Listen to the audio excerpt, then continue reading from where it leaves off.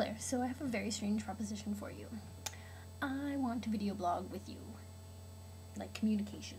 And I'm inspired by two things. So you just moved across the country to the same city where our brother and sister-in-law live.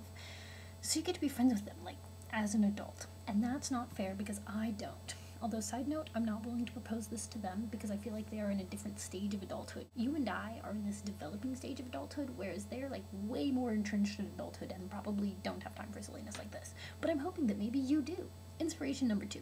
When I got engaged, Austin said to me, I know in my head that you're old enough to be engaged, but to me, you kind of stopped getting older at age 12. And I thought to myself, that's a problem. I know proposing a video blog for communication isn't necessarily the best way to prove that I'm an adult, but I'm going with it. Inspiration number 3. I want to learn to video edit.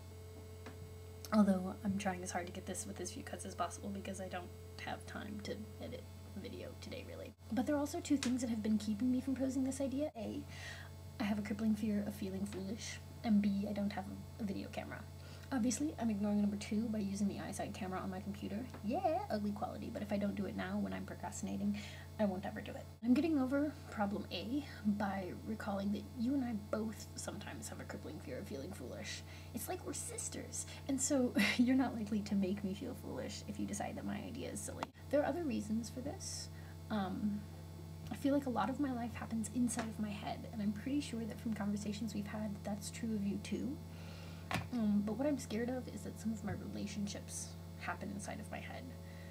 For example, you told me about that swim class you took where you were in college, when you were in college, where you were stuck in the lane with a kid with the long curly hair who would every time you'd read because he didn't tie his hair back and yada yada yada. You're like, why am I in the slow lane with a kid with the long hair and the yada yada? You realized it was because you expelled all of your air as soon as you put your head under the water, and that would have been my instinct too. Thank you, Pam Greeno.